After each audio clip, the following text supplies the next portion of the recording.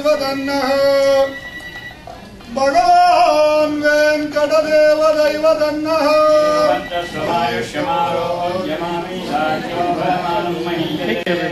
India is a country of more than 1 billion people. Its vibrant, multicultural spirit stems from its geographic, ethnic, religious, and economic diversity.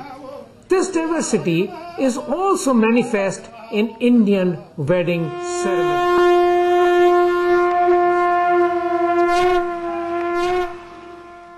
First function of the wedding is that marks the relationship between the two families, and that signifies the acceptance of the groom.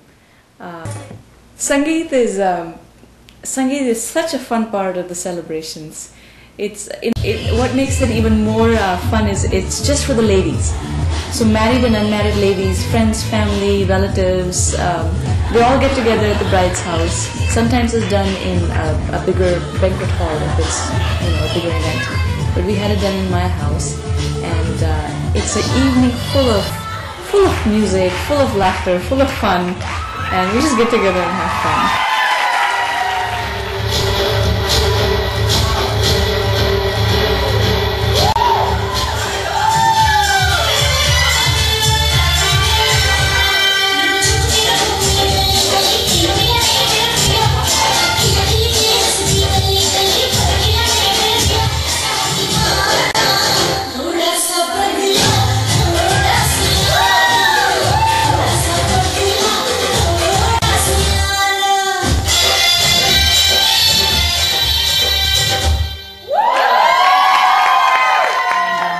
Wedding night, that's kind of an icebreaker, you could say. It's a time when the husband, he's supposed to look for his initials, and if he finds it, he's supposedly the dominating person in the relationship. And then if the color comes out dark, that means my mother-in-law loves me a lot. Oh!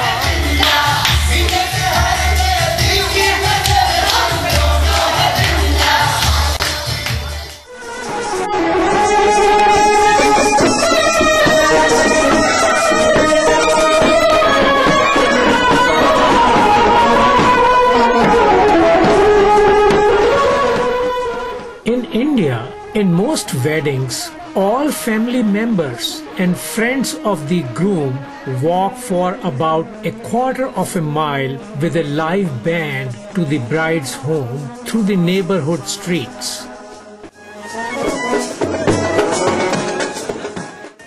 The groom rides on a decorated mare. It is not practical to follow such a tradition in Southern California. Here, instead of the mare, the groom arrived in a Mustang.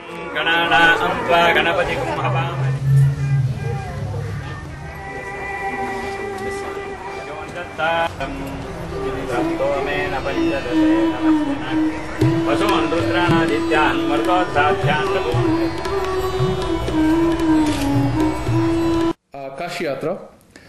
Kashi Yatra in Sanskrit means Kashi is supposedly the most holiest and spiritual city of India, and Yatra is actually a journey. So the journey to this holy city is the goal of all Hindus according to the Hindu tradition. So after my bachelorhood, the groom, that is me, he's in the state of confusion without realizing what to do. So that's why he leaves, and he is prevented from going by the father-in-law, that is the father of the bride. And he said,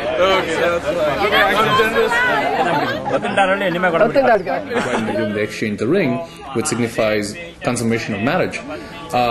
In our tradition, the groom ties the sacred thread around the bride's neck, and the beef chants, and at that point I tie the sacred thread, and I tied 3 knots, and each knot represents the physical union, the mental union, and the spiritual union. In Agni Pradakshina, the bride and the groom, that is I and Deypika, we go around the fire 4 times. Saptapadi. Sapta in Sanskrit means 7, and Padi is steps. Here we go, the groom, that is me, I hold the finger of Deypika and her toe, and we take 7 steps. 7th for eternal unity. And after every step, it's important, both the bride and the groom, we vow. And once these 7 steps are completed, they are declared husband and wife.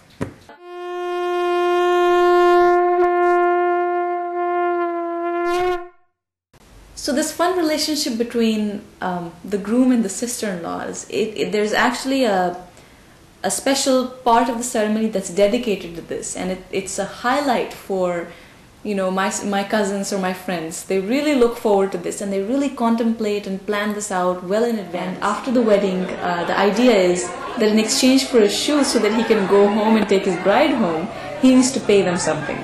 So they many times the groom gives money to the sister-in-laws and friends, and in our wedding we actually gave silver anklets.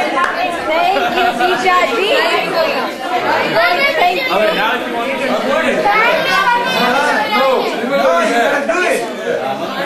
The wedding is not just it's not limited to just the bride's family or the groom's family. Indian weddings they're a community event, and they're an extended family event. My friends who had come from all over the place, you know, they're staying at my house, and they contributed so much to the wedding and in preparations, and that's the fun of it. That's what makes it unique.